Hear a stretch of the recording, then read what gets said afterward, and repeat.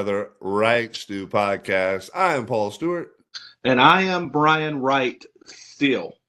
And together with the Wright Stew podcast. So lots of things going on the past couple of days. We're going to give some reaction to the college football playoff. But first, some really, really sad news coming out of Major League Baseball. Rickey Henderson passed away at the age of 65 yesterday. One of my favorites as a kid. I think a lot of people's favorites as a kid. Brian, what things jump out to you? What memories do you have? What did Rickey Henderson mean to you? What do you think of when you hear the name Rickey Henderson? Well, first thing I think of is him speaking in third person. Yeah, absolutely. It was never. You go right to the kind of the personality of the character, not even the records. I mean, obviously, I think what he accomplished on the bases and playing for as long as he played, and all those things kind of speak for themselves.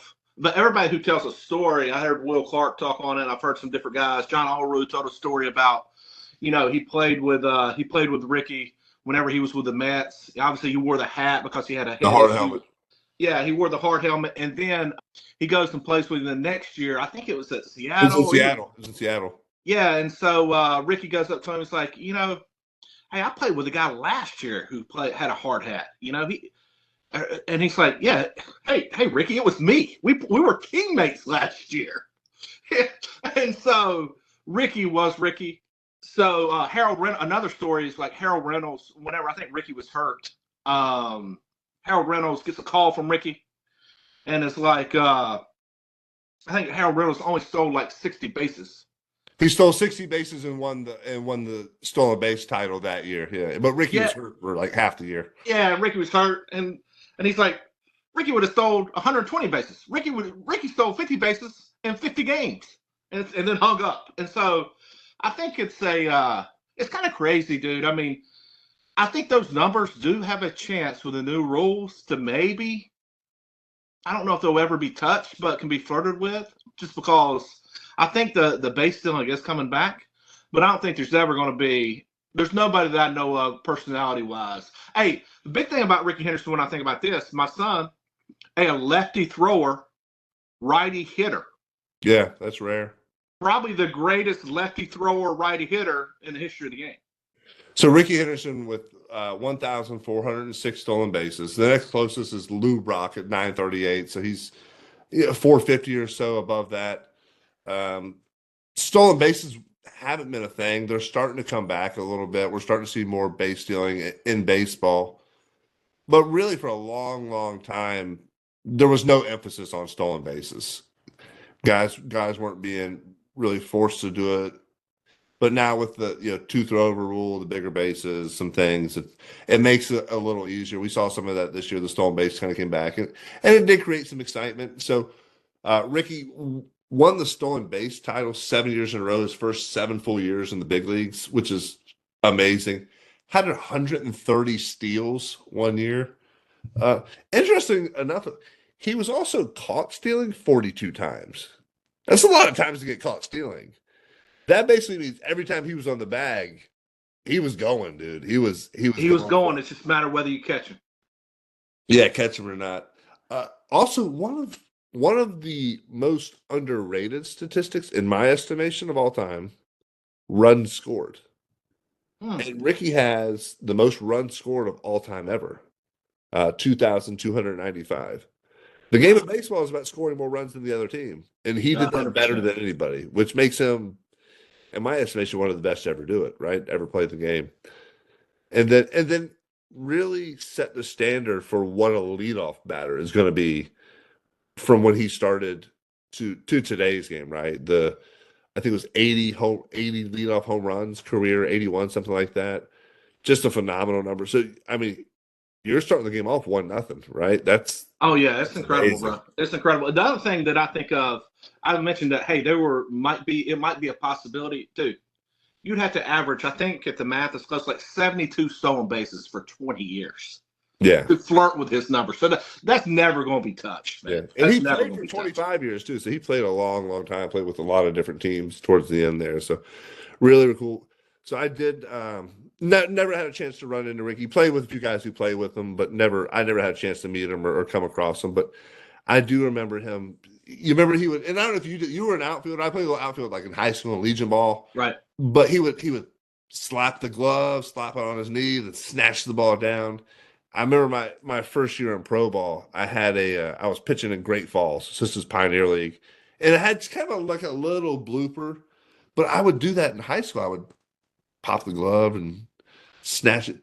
So same thing. I was pitching in pro ball. I popped my glove, snatched it down, caught it, dropped the ball on the rubber. Jogged off. I get to the dugout, and then my pitching coach goes, "Nice catch. Don't ever do that again."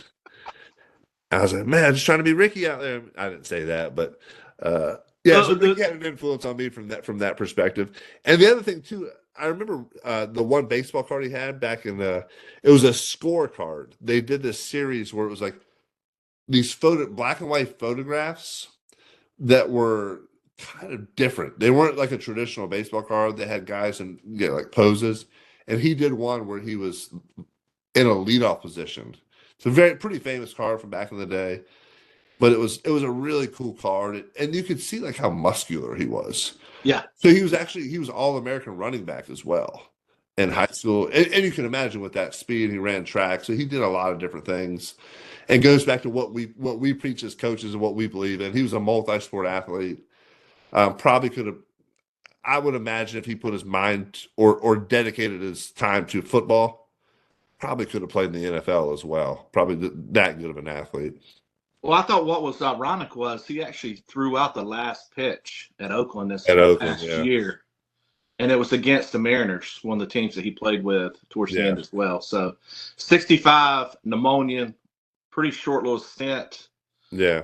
It's pretty really crazy. Sad. Yeah, really sad. Losing a legend for sure. So our thoughts and prayers are with Rickey Henderson's family and loved ones. So on to some better news, right? Not as happy for some folks, but the college football playoffs. I was terrible, bro. I think my biggest takeaway. 0 for 3. Yeah. My biggest takeaway though, it's too many teams. No, I'm not going there. Too many teams. I hear that. Eight is enough. 8 is enough.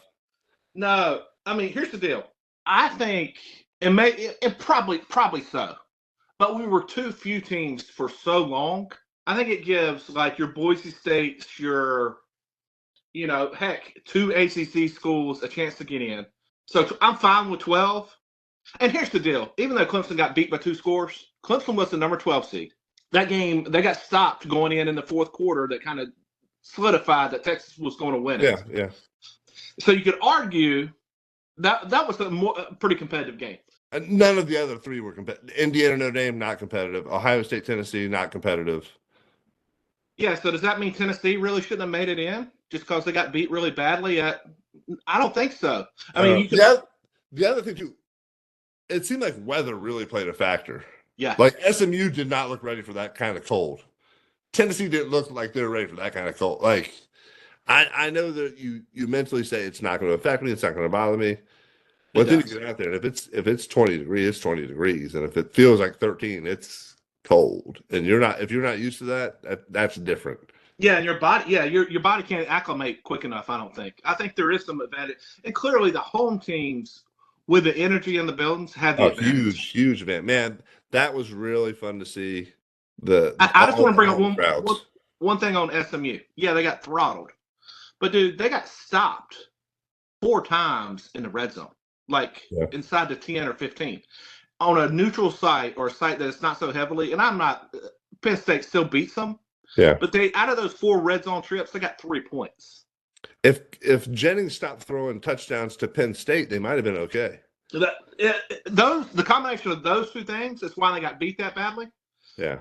The score really didn't indicate. Obviously, Penn State handled them, but really on the field, it wasn't as big. I feel like the biggest beatdown really was Ohio State, Tennessee, and that was a surprise to me. That was really the biggest beatdown. Yeah, we both thought Tennessee would play much better, and Ohio State just handled them, kind of manhandled them, man. Just bigger, stronger, faster. They did it all. Just looked great on both sides of the ball in the trenches. Every aspect of the game you want to win, they won it, and won it handily, really well. Oh, yeah. I agree 100%, bro. I agree. Yeah, 100%. so we've got to wait a little bit for the next round of games, New Year's Eve and New Year's Day. So we'll be excited. We'll talk more about those as those come along. But we've got some fun Christmas content coming out. We had our top 5 Christmas movies come out yesterday. And then today we've got another Christmas special, and then we'll have another one for Christmas Eve. So make sure you're checking those out as well. A little off the sports path, but we dive back into a little sports in it as well. So we appreciate y'all listening. Make sure you share, subscribe, follow us on TikTok, Instagram. We're on Apple Pods, Spotify, iHeartRadio, everywhere you can find podcasts.